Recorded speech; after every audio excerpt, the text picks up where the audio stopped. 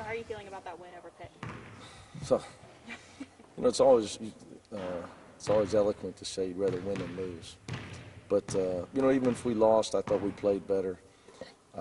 You're never as good as you think, or you're never as bad as you think at times. So you got to keep perspective on everything. Just try to make sure your guys are staying focused on getting better every day, because you have it one big win, you turn around and give it away with a loss, and it just erases it.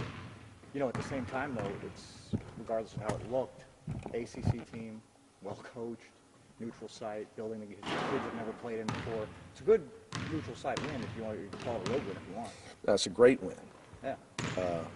Period. End of story. Pitt's going to the NCAA tournament. They're going to compete for the ACC championship. They have an excellent team. Games take on a life of their own. Those two teams know each other too well.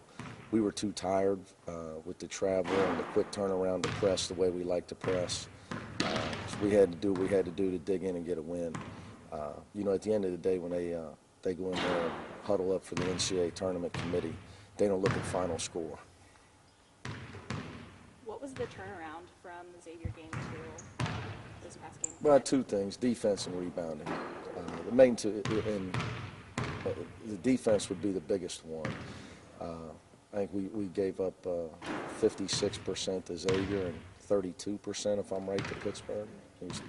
So, that's night and day. And then, so the rebounding numbers are skewed. When your other team don't miss shots, you're not going to get defensive rebounds. So you got to get stops to get rebounds.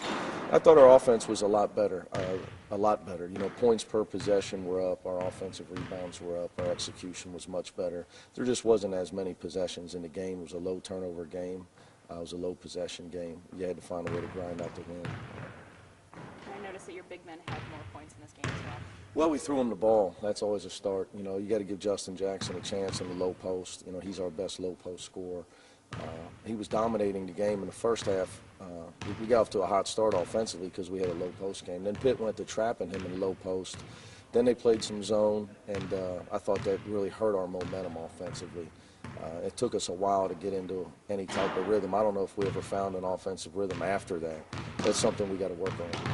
You had a string there of 5 straight games where you scored at least 75 or more, in some cases way more.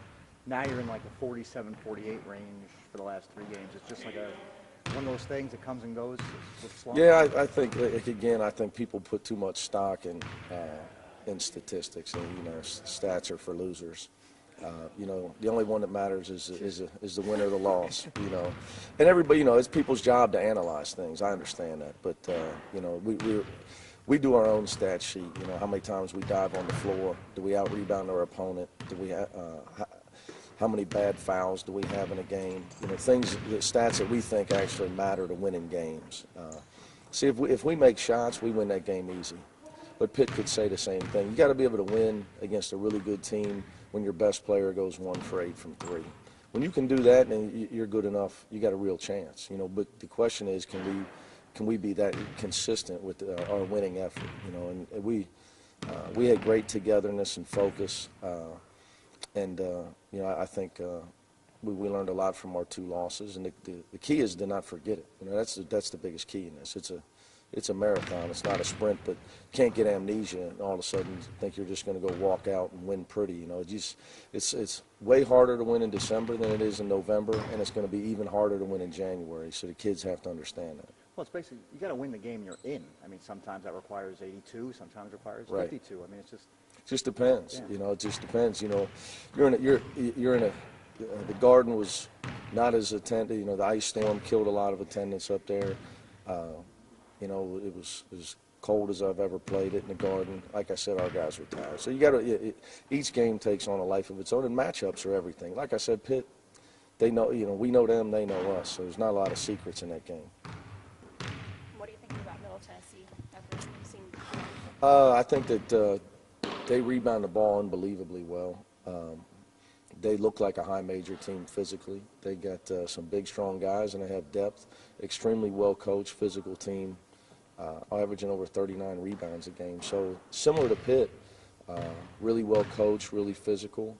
I think our press is going to have to be more of a factor. If it's not, I think it's a game that we could really get beat in. I think that Middle's a quality team. They've already played at Florida and at Ole Miss, so it's not the first time that they've played on the road against a high major team.